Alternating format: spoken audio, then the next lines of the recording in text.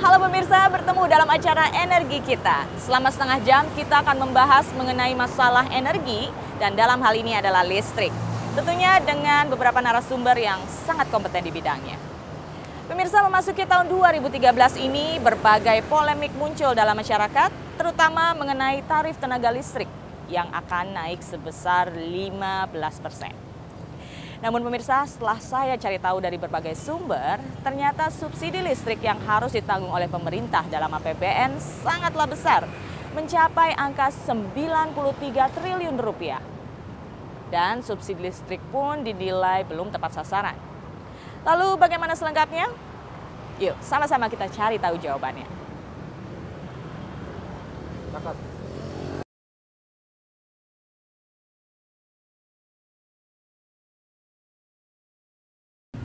Ya pemirsa, sekarang saya sudah bersama dengan Bapak Rudi Rupiandini yang merupakan Wakil Menteri dari Energi dan Sumber Daya Mineral. Bapak, apa kabar? Baik. Langsung saja, saya ada beberapa pertanyaan untuk Bapak. Baik, ya. Bapak Rudi, apa betul realisasi subsidi listrik ini terus meningkat dari tahun ke tahun, Pak? Betul sekali, karena dengan perubahan harga daripada minyak dunia, perubahan harga dari energi primer, kemudian bertambahnya pelanggan dan bertambahnya infrastruktur yang harus dibangun oleh PLN, sehingga biaya yang dibutuhkan untuk energi per kWh itu meningkat. Oleh karena itu, harga daripada dasar listrik pun meningkat, jadi terpaksa kemudian subsidi dari negara pun terus meningkat. Oke, nah subsidi listrik tertinggi yang ditanggung pemerintah itu tahun berapa, Pak? Yang paling tinggi? Kebetulan dari data yang ada memang tahun 2012 ini yang paling tinggi dan akan menjadi lebih tinggi lagi tahun 2013 apabila tidak ada penyesuaian harga. Karena pada tahun 2013 nanti harga minyak dunia diperkirakan sampai 105 US dollar 105 US dollar per barrel, dan kemudian juga harga gas ada kenaikan di dalam negeri. Kemudian juga ada jumlah atau sebanyak 3 juta lebih pelanggan baru yang harus kita pasang di daerah-daerah untuk meningkatkan elektrifikasi yang meningkat, yaitu dari 71% harus meningkat menjadi 72%. Begitu juga untuk perbaikan beberapa peralatan sehingga tidak terjadi braipet di mana-mana. Jadi braipet itu apa, Pak? Braipet itu listriknya kemudian mati tanpa disengaja. Oke. Lalu apa ada kaitannya dengan harga listrik rendah, Pak?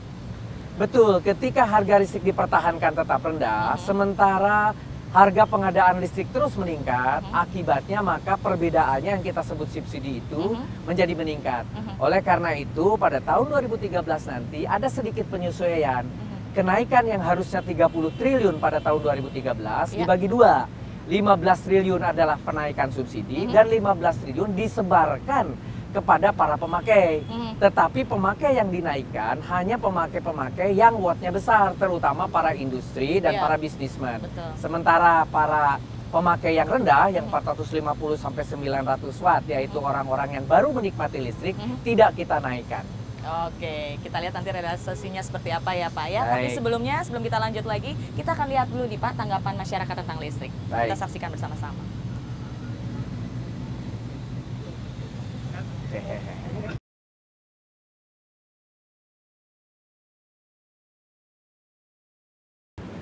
Ya Pak, tadi sama-sama kita sudah melihat tanggapan masyarakat ya Pak ya.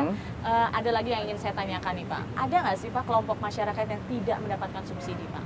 Sebetulnya sampai tahun 2012 seluruh kelompok masyarakat itu mendapat subsidi. Sampai industri yang paling besar sekalipun selalu mendapatkan subsidi. Tapi nanti tahun 2013 seiring dengan kenaikan TDL, karena kenaikan TDL hanya diberikan kepada para industriawan besar, sehingga ada kira-kira 4 kelompok yang tidak mendapatkan subsidi. Misalnya adalah kalau di dalam pertokoan adalah mall yang sudah tidak dapat subsidi. Kalau industriawan yang sangat besar. Tetapi justru pada masyarakat yang kecil, yang 450 sama 900 watt, tidak dinaikkan TDL-nya. Artinya subsidinya tetap. Juga TDL-nya tetap. Namun demikian, apabila kita bandingkan, mereka yang tetap itu sebetulnya mendapatkan subsidi dari negara kira-kira Rp70.000 per bulan untuk yang 450 watt. Sedangkan untuk yang 900 watt itu subsidinya kira-kira Rp90.000 per bulan. Kalau dibandingkan dengan para industriawan tadi, yang notabene sekarang TDL-nya naik, yang kemudian dikeluhkan oleh beberapa industriawan, sebetulnya mereka hanya penurunan saja subsidinya. Jadi tidak dihilangkan tapi tidak dikurangi. dihilangkan. Dulunya misalnya mereka selalu dapat sampai 7 miliar per bulan, sekarang hanya tinggal 5 miliar per bulan. Yang dulu mereka dapat misalnya 400.000 sebulan, yang kecil-kecil sekarang dapatnya hanya 350.000 per bulan. Jadi artinya bahwa hampir semua masyarakat mendapat subsidi karena hanya yang sangat tinggi saja, yang industri yang sangat besar yang tidak mendapatkan subsidi begitu. Oh, oke, baiklah. Tapi dari tadi kita ngobrol terus. Sepertinya kalau kita tidak mendengar pendapat dari pakar ekonomi ini kayaknya belum lengkap ya Pak ya? Oh iya, tentunya akan jauh lebih baik lagi menerangkan keekonomian yang akan bisa memudahkan masyarakat mengerti. Saya kira perlu kita dengarkan. Iya, terus kira-kira siapa yang bisa bantu kita nih Pak hari ini Pak? Kebetulan teman saya sendiri sedang sowan ke kantor saya, ahli ekonomi yang hebat dari UI. Kalau mau mari kita temui. Boleh, siapa beliau Pak? Itu adalah Pak Faisal Bisri. Pasti dia akan mau kita wawancara. Oke, pas banget kalau gitu nanti kita temui ya Pak ya. Tapi sebelumnya kita akan mendengarkan lagi tanggapan masyarakat yang berikut ini. Ayo Pak, mari. Mari.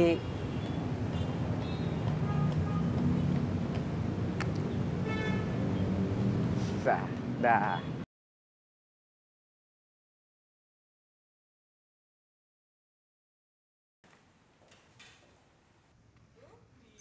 Ini sudah datang. Kabar Pak. Apa kabar? Hari ini sejuk Pak, sejuk. Sejuk sekali. Bapak, apa kabar? Saya Mia, baik. kenalkan. Kita ngobrol-ngobrol sekalian boleh ya Pak ya? Ya, dengan senang hati. Iya, terima kasih. Iya Pak Faisal, sebelumnya tadi kita sudah mendengar juga tanggapan masyarakat tentang bagaimana apabila terjadi penyesuaian tarif listrik, subsidi dan juga non-subsidi. Nah, ini Bapak sebagai pengamat ekonomi nih Pak, bagaimana Bapak melihat kondisi tarif listrik kita saat ini Pak? Ya, tarif listrik itu kalau kita bandingkan dengan negara-negara tetangga, kita sudah rendah ya. Sangat rendah, bisa dikatakan jauh lebih rendah dari negara-negara tetangga. Karena di sini ada faktor politiknya dominan. Dan belum tentu benar. Jadi misalnya DPR mengatakan orang miskin harus dilindungi. Jadi orang miskin di Indonesia yang berada di bawah garis kemiskinan itu hanya 0,01% yang sudah dilistriki. 99,9% belum dilistriki. Itu satu. Jadi justru dengan tidak menaikkan tarif, orang miskin makin jauh dapat aliran listrik.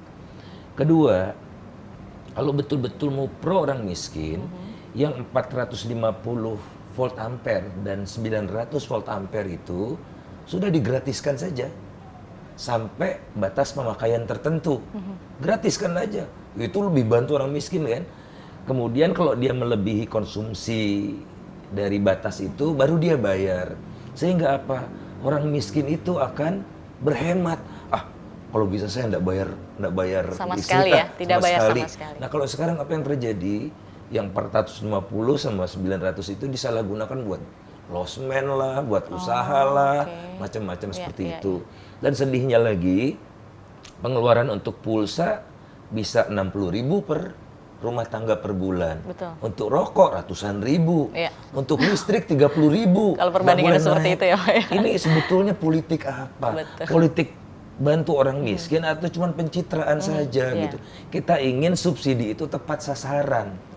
Betul-betul orang yang menggunakan dengan baiklah yang dapat subsidi. Dan satu lagi, coba Anda bayangkan, ada satu mall besar di Jakarta, saya tidak usah sebut namanya, itu setiap bulan menikmati subsidi 50 miliar.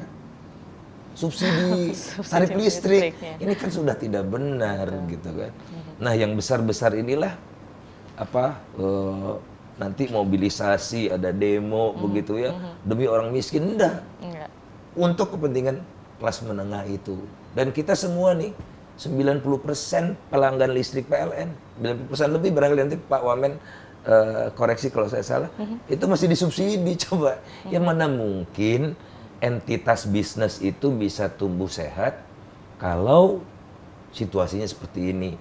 Nah, ingat, konsumsi listrik kita itu masih 590 kilowatt hour per tahun, per kapita per tahun. Lebih rendah dari Vietnam. Vietnam itu 900, lebih rendah dari Filipina. jauh lebih rendah dari Malaysia, Singapura, dan Brunei. Nah, kita kan ingin membangun. Betul. Kalau ingin membangun, kan nggak bisa meneranginya pakai lilin. Kan harus pakai listrik gitu kan. Nah, sementara pertumbuhan pasokan listrik, penjualan listrik PLN itu udah double digit. Padahal pertumbuhan baru 6%. Coba bayangkan kalau pertumbuhan kita pingin 8%. Kita ini akan kekurangan listrik dalam waktu yang cepat.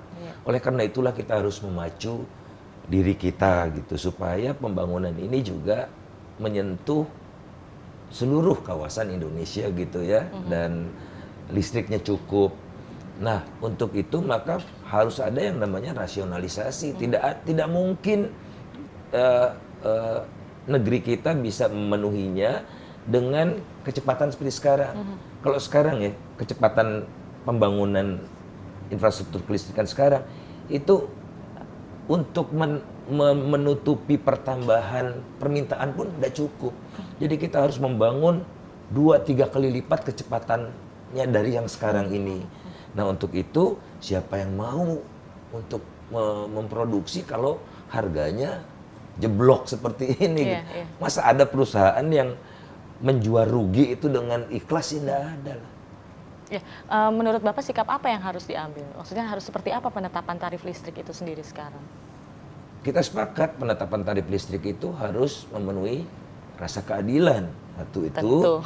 Yang kedua, harus mampu untuk mendorong agar yang belum punya listrik dapat listrik. Ya, target tahun depan kalau saya tidak salah electrification ratio itu rasio kelistrikan 75%-an gitu kira-kira ya. Itu pertambahannya sedikit sekali gitu. Kan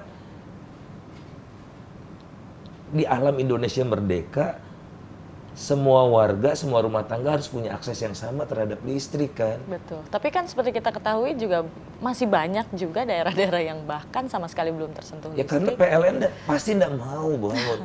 Setiap dia membangun berarti dia menambah rugi. Kalau rugi dipentung oleh Menek BUMN, dicaci maki oleh DPR gitu kan. Jadi repot. Nah, tentu saja PLN juga harus berbenah dan harus dibantu oleh pemerintah nih. Jadi PLN musuhnya banyak di luar. Jadi listrik swasta misalnya. Kita tuh udah sesat ya zaman 5 tahun yang lalu ada program 10.000 megawatt gerasa gerusu, kita beli power plant dari Cina, banyak yang bermasalah. Di Cilacap udah kacau. Kemudian juga ada komitmen dari pemerintah, dari Kementerian SDM atau BP Migas yang tidak dipenuhi. Sehingga bayangkan kita udah bangun pembangkit listrik tapi kita matikan, tambah klorok gitu. Pembangkitnya sudah ada tapi pasokan gasnya tidak kunjung ada sampai sekarang. Nah, ini kan musuh-musuhnya ada di Senayan itu. Ya. Jadi siapa yang bisa melawan musuh-musuh itu? Ya civil society, kita semua teriak.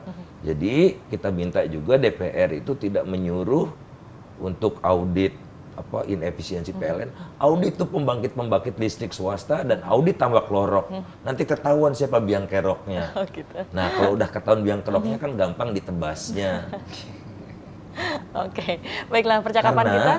3/4 dari ongkos listrik itu dari energi primer.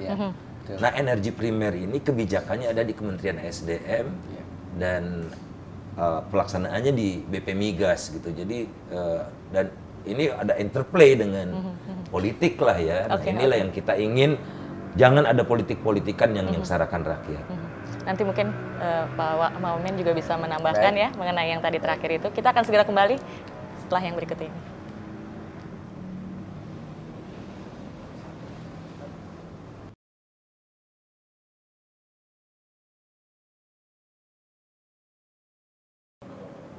Ya, kembali di Energi Kita masih bersama saya Mia Kusuma, ada Bapak Wakil Menteri, Bapak Rudi Rubiandin dan juga Bapak Faisal Basri. Kita masih ngobrol-ngobrol terus ya Pak ya. Oke, sekarang pertanyaan untuk Pak Wamen nih Pak. Dengan adanya penetapan tarif listrik subsidi dan non-subsidi nih Pak ya, tentu akan menyelamatkan APBN kita.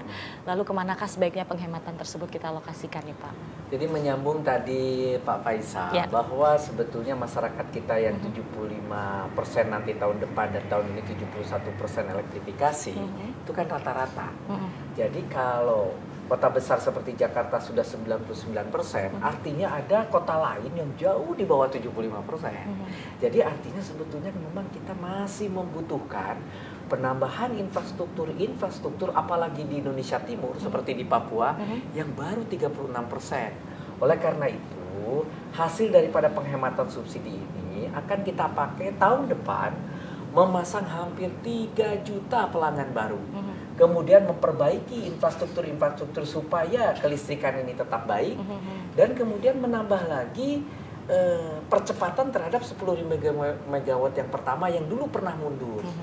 Kemudian bahwa kita sudah sadar tidak semua mendapatkan subsidi, terutama tadi yang besar-besar, tetapi yang kecil tadi idenya bagus sekali dari Pak Faisal, bahwa yang kecil bila perlu digratiskan, tetapi yang besar menggunakan sistem yang namanya makin dia menggunakan listrik yang banyak, makin bayarannya makin tinggi yang disebut sebagai agresif. Itu bisa sebetulnya dilakukan. Namun kelihatannya saat ini kita bertahap dulu.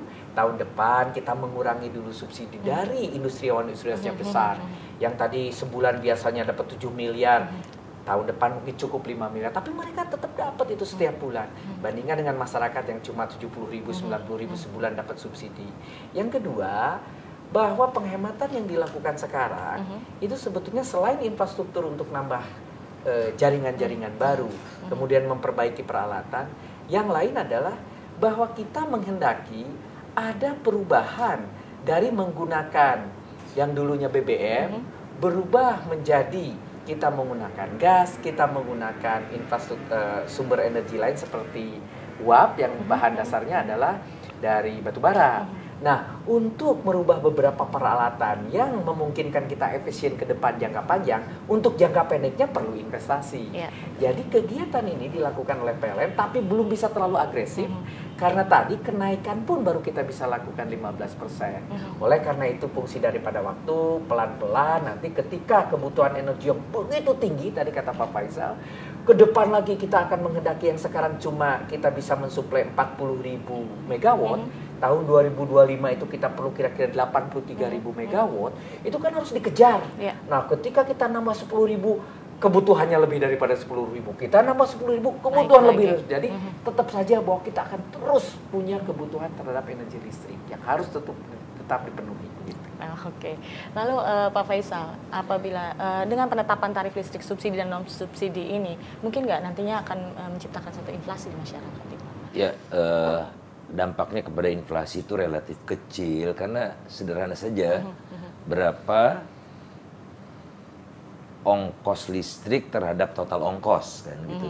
Jadi kalau di rumah tangga itu pengeluaran untuk listrik seperti saya katakan tadi relatif lebih kecil dibandingkan dengan pulsa. Jadi ada proses edukasi di sini. Kalau dalam ekonomi itu ada substitution effect sama income effect.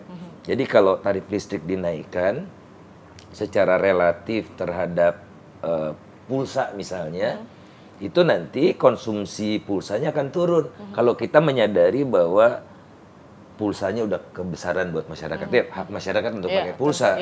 Tapi kita bisa membuat yang namanya listrik itu lebih berharga dari pulsa dengan meningkatkan harga relatifnya sehingga orang akan mengorbankan pulsa ketimbang mengorbankan listrik gitu. Substitution efeknya di situ. Jadi ada efek mendidiknya juga untuk mengoreksi distorsi dari konsumsi. Nah, kalau kenaikannya bergantung ada katanya setiap bulan 5% atau tiap 3 bulan 5% gitu.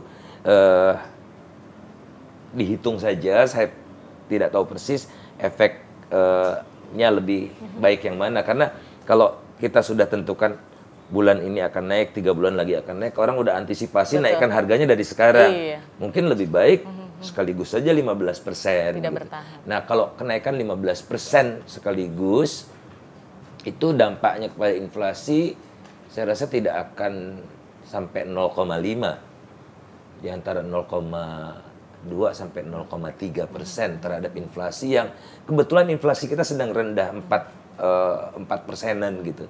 Jadi momen juga penting.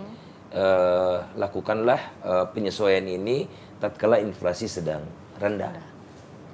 Supaya efek bertubi-tubinya tidak terjadi. Ya.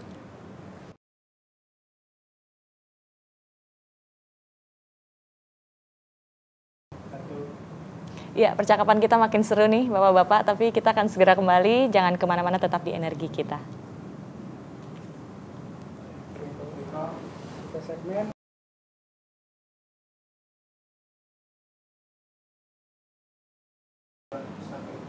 Ya, kami kembali lagi. Pak Rudi, ini sepertinya semua komentar masyarakat tuh itu aja ya. Sepertinya nadanya agak kurang baik. Tapi sebenarnya ada nggak sih Pak dampak positif dari penerapan listrik subsidi dan non subsidi ini Pak? Jadi saya mengharapkan kepada masyarakat untuk berpikir jangka panjang. Dalam posisi saya di pemerintahan, berpikir untuk negara adalah berpikir bukan untuk hari ini, tetapi berpikir untuk jangka yang sangat panjang. Betul. Dengan pengurangan subsidi ini sebetulnya bukan kenaikan harga. Sebetulnya saya lebih suka ini pengurangan subsidi. Oke, maka kita bisa menyisihkan uang itu untuk pembangunan jangka panjang agar listrik ini menjadi sustainable ke depan. Karena saya sudah bicara tadi bahwa ke depan itu punya kebutuhan energi listrik yang terus akan meningkat, dan itu kalau tidak dimulai hari ini investasinya, kita akan kebobolan ke depan. Padahal Indonesia ini negara yang sedang maju-majunya, ekonomi sedang menghangat-hangatnya, dan tidak ada negara satupun di dunia yang ingin maju ekonominya tanpa didukung oleh energi. Oleh karena itu dalam kasus ini energi listrik harus disiapkan dari sekarang. Untuk disiapkan harus sekarang, kita harus berhemat dalam memberikan subsidi.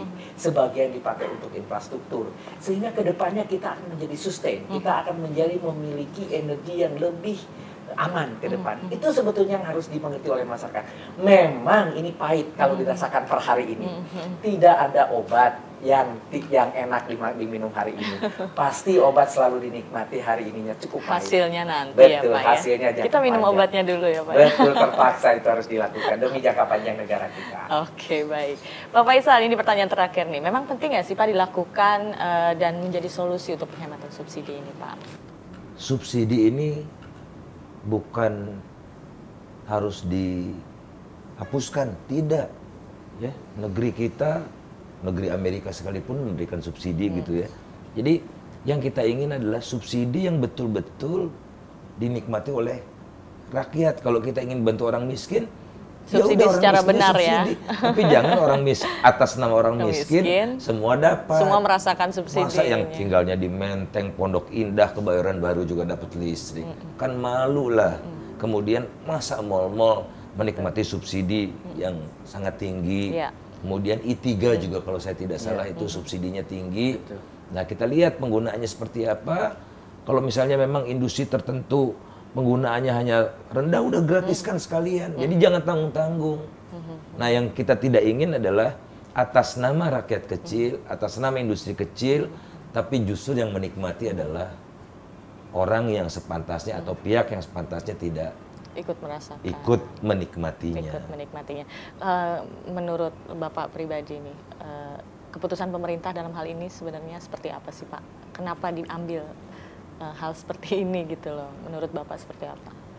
Kalau ini kita tidak lakukan, maka konsekuensinya ada alternatif memang. Jadi PLN makin tidak mampu membangun, kemudian kebutuhan listriknya akan diserahkan kepada swasta. Swasta minta return 20%. Iya kan? Jadi nanti swasta itu listriknya wajib dibeli oleh PLN. PLN akan meruginya tambah banyak. Nah, jadi ayo kita tingkatkan, karena sejauh ini walaupun banyak orang mencaci maki BUMN, tapi listrik yang diproduksi PLN adalah yang paling murah. Gitu. Nah swasta nih, wah senang kalau PLN-nya seperti sekarang. Udah siap dia membangun pembangkit listrik di mana-mana. Tapi nanti listriknya harganya mahal. Dan nanti kalau ada rusak-rusak seperti yang di Cilacap, belum satu tahun udah rusak, mengganggu pasokan ke gridnya PLN. Kita rusak semua gitu loh. Makanya kita juga menginginkan listrik ini jangan jadi bancaan para politisi. Jangan jadi bancaan para pembulu rente. Ini dari dulu seperti itu. Kita waktu krisis, kita tuh udah renegosiasi ya listrik swasta itu zaman Pak Harto dulu, karena kroni-kroni Pak Harto yang masuk listrik. Sekarang ya cuman berubah aja yang kroni yang di partai-partai besar itu sama aja. Iya, ada ketua umum, ada macam-macam gitu kan. Itu yang harus kita hindari.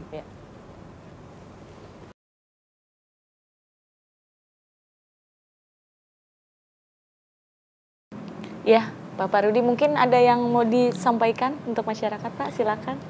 Pada masyarakat warga negara Republik Indonesia ini, saya berharap mari kita sama-sama menghemat. Sebetulnya penghematan yang sedang digalakan oleh pemerintah itu ada yang disebut moto 3M. 3M ini yang pertama adalah mematikan lampu di dalam ruangan yang akan kita tinggalkan. Jadi ketika kita keluar dari pintu, jangan lupa tangan kiri kita langsung menggapai saklar untuk mematikan. Misalnya dari kamar, dari tempat mandi, dari dapur dan sebagainya. Sehari-hari ya Pak ya? Betul, itu habit yang harus diubah. Habit kita harus diubah, masyarakat kita di rumah-rumah dan sebagainya. Yang kedua, mencabut seluruh steker, seluruh alat-alat yang apabila rumah itu akan ditinggalkan dalam ukuran hari, 2, 3, 4 hari, yang kita tidak pernah tahu apakah nanti alatnya menjadi koslet atau tidak. Oleh karena itu, cabutlah TV kita, steker TV, cabutlah rice cooker kita, bersihkan nasinya, keringkan sehingga rice cookernya tidak menyimpan nasi berhari-hari. Begitu juga bila perlu kalau agak lama, kulkasnya itu dikosongkan, dicabut stekernya, sehingga kita punya rumah itu lebih safe. Jadi yang pertama adalah matikan listrik dari ruangan ketika kita mau meninggalkan ruangan, mencabut steker-steker apabila mau meninggalkan ruangan atau rumah agak panjang waktunya. Dan yang ketiga, M yang ketiga adalah mematikan air dengan sempurna. Karena setiap tetes, 1 detik yang netes ketika air tidak ditutup dengan sempurna, maka satu valve itu atau satu keran itu akan meneteskan ribuan malah seratusan ribu tetes setiap hari. Apabila kita di Indonesia punya jutaan keran yang netesnya seperti tadi, berapa juta liter akan terbuang.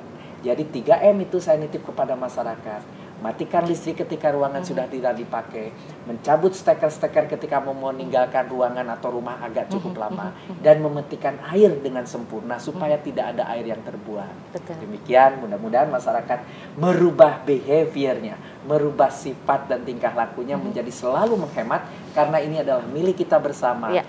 Dalam satu bumi kita hidup bersama. Gitu. Oke, baiklah. Pak Faisal juga, terima kasih banyak loh Pak waktunya. Mudah-mudahan apa yang kita obrolkan dari tadi bisa menjadi informasi yang berguna untuk masyarakat ya Pak ya. Pak Faisal, saya pamit. Bapak, terima kasih banyak loh Pak. Silakan dilanjut. Saya pamit duluan ya. Mari.